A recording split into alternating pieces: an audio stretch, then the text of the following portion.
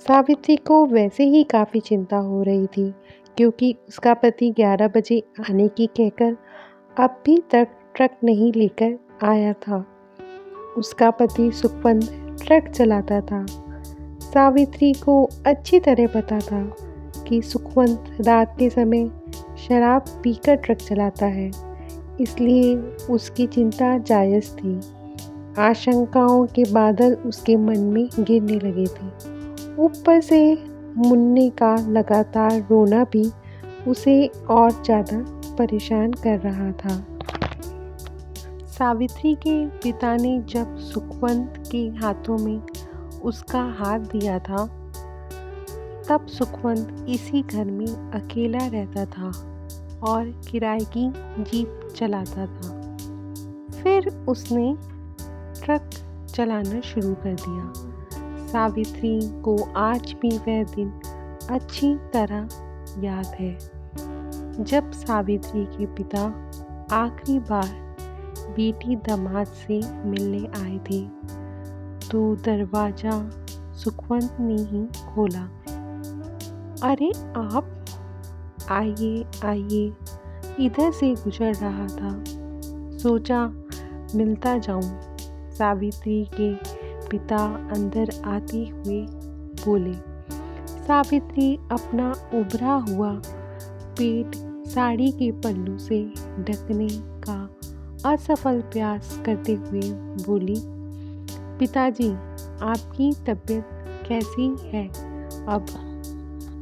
मैं ठीक हूँ बेटे सुखवंत, मेरी एक आखिरी विनती मानोगे? पिताजी सुखवंत से मुखातिब होकर बोले। जी कहिए बेटे, ईश्वर की कृपा से तुम अब 2 से 3 होने वाले हो। मैं चाहता हूँ तुम शराब छोड़ दो, नहीं तो तुम्हारे बच्चे पर इसका प्रतिकूल प्रभाव पड़ सकता है। जी मैं कोशिश करूँगा। दृढ़ निश्चय करोगे तो कोशिश सफल जरूर होगी। अच्छा, अब मैं चलता हूँ। पिताजी खाट से उठते हुए बोले, मैं वचन देता हूँ कि अपने बच्चे को अच्छे संस्कार देने के लिए शराब को अब कभी हाथ नहीं लगाऊंगा। सुखवंत पिताजी के साथ बाहर आते हुए बोला। दरवाजे की साकर जोर से बजी। सावित्री की तंद्रा भंग हुई और वह अतीत से बाहर आई। मुन्ना अभी भी रो रहा था। सावित्री ने दरवाज़ा खोला। दरवाजे पर एक पुलिस कांस्टेबल को देख वह घबराई। हिम्मत करके पूछा, क्या है भाई? ट्रक चालक सुखवंत का घर यही है क्या? कांस्टेबल ने पूछा। जी यही है, मैं उनकी पत्नी हूँ। सावित्री घबराए स्वर में बोली। आपके पति का ट्रक नदी में गिर गया है जब वह पुल पार कर रहे थे, तो अधिक नशे के कारण ट्रक से कंट्रोल खो बैठे। उनकी लाश थाने में रखी है, सुबह आकर ले जाना। कांस्टेबल इतना कहकर चला गया।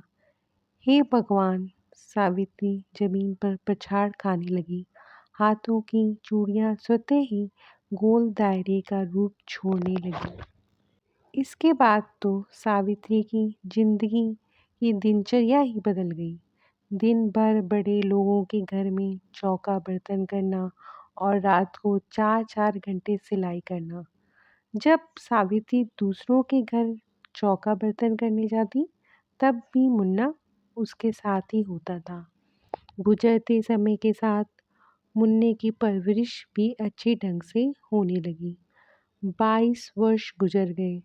मुन्ना मुन्ना न रहकर इंजीनियर मोहन हो गया और सावित्री सिलाई मशीन चलाते चलाते 60 वर्ष की बुढ़िया नजर आने लगी।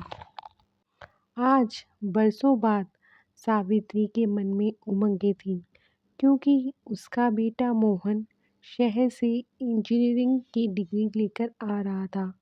सावित्री ने पूजा की थाली तैयार करके रख ली।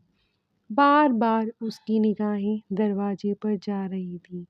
जब किसी का इंतजार हो तो समय भी पहाड़ सा हो जाता है। सावित्री की बेचैनी बढ़ती ही जा रही थी। तभी दरवाजे पर साइकिल रुकी और उसका डाकिया उतरकर एक लिफाफा हाथ में लेता हुआ सावित्री की ओर बढ़कर बोला, आपकी चिट्ठी। डाकिया चला गया। सावित्री हैरानी से लिफाफा देखती रही, फिर उसे खोलकर एक पत्र निकालकर पढ़ने लगी। लिखा था, पूज्य माँ, चरण स्पर्श। मेरा आना अभी नहीं हो सका, इसके लिए शर्मिंदा हूँ। मुझे शहर के एक बहुत बड़े बिल्डर के यहाँ अच्छी नौकरी मिल गई है, साथ ही रहने के लिए फ्लैट और कार भी। माँ, इससे ज़्यादा तुम्हें यह जानकर खुशी होगी कि उनकी लड़की से मेरी मंगनी हो रही है और 10 दिन बाद शहर के एक शानदार होटल में हमारी शादी है। मैं बाद में तुम्हारी बहू के साथ तुमसे मिलने जरूर आऊँगा। कब आऊँगा यह पत्र द्वारा सूचित कर दूँगा। अपना ख्याल रखना, तुम्हारा बेटा मोहन। पूरा पत्र पढ़कर सावित्री के चेहरे पर एक रंग आया और चला गया। फिर वह जोरों से हंसने लगी। तब तक हंसती रही जब तक फूटकर रोना नहीं पड़ी। कई दिन बीतने पर सावित्री को जब आत्मोद हुआ तो उसे लगा सब कुछ व्यर्थ है। अब उसके फर्ज पूरे हुए, उसे चलना चाहिए। 5 वर्ष बीत गए मगर कोई ये नहीं जान पाया कि सावित्री अपना घर यूं लावारिस छोड़कर कहाँ चली गई।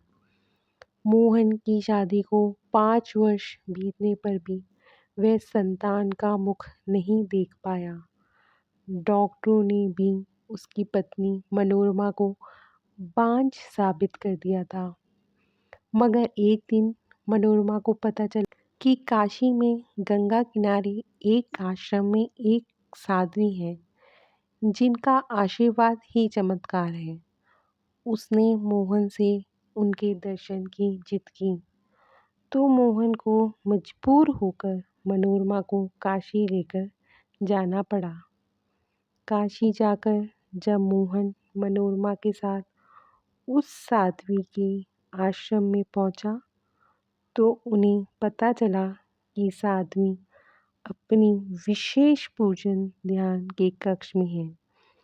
तब तक मनोरमा ने इंतजार करना उचित समझा, लेकिन मोहन समय की बर्बादी बेकार समझ मनोरमा के साथ सीधा साध्वी के विशेष पूजा कक्ष में पहुंच गया। वहां साध्वी दरवाजे की ओर से पीठ फेरे ध्यान मग्न बैठी थी। मोहन वहीं कक्ष में एक तरफ बिछे कालीन पर बैठ गया। मनोरमा घुटनों के बल वहीं जमीन पर बैठकर अपना आंचल फैलाकर भर्राए स्वर में बोली, माई, मेरी शादी को 5 वर्ष हो गए मगर संतान नसीब नहीं हुई। दुनिया बांझ कहती है। मैं आपके पास बड़ी उम्मीदें लेकर आई हूँ। अपने आशीष से मुझे ममता का वरदान दे दो माई। क्या करोगी बेटी? ममता का वरदान लेकर यह संतान बड़ी निर्मोही होती है। साध्वी का डूबा सा स्वर उभरा। मोहन इस आवाज पर थोड़ा पहले तो चौंका मगर फिर सामान्य हो गया। ऐसा मत कहो माई, बड़े भरोसे के साथ आई हूँ आपके पास। मनोरमा गिड़गिड़ाई। पति के पापों का कुछ तो प्रायश्चित देना ही होगा पुत्री। तुम संतान का मुख नहीं देख सकोगी। साध्वी की वही डूबी आवाज उभरी। ऐसा श्राप मत दो माई, मेरे पति निष्पाप हैं। मनोरमा का इतना कहते ही साध्वी ने अपना चेहरा घुमाया और ठीक मनोरमा के सामने मुख करके बैठ गई।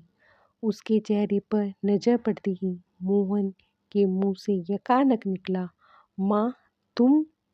माँ, ये क्या कह रही हैं आप? आप तो कहते कि आप अनाथ हैं।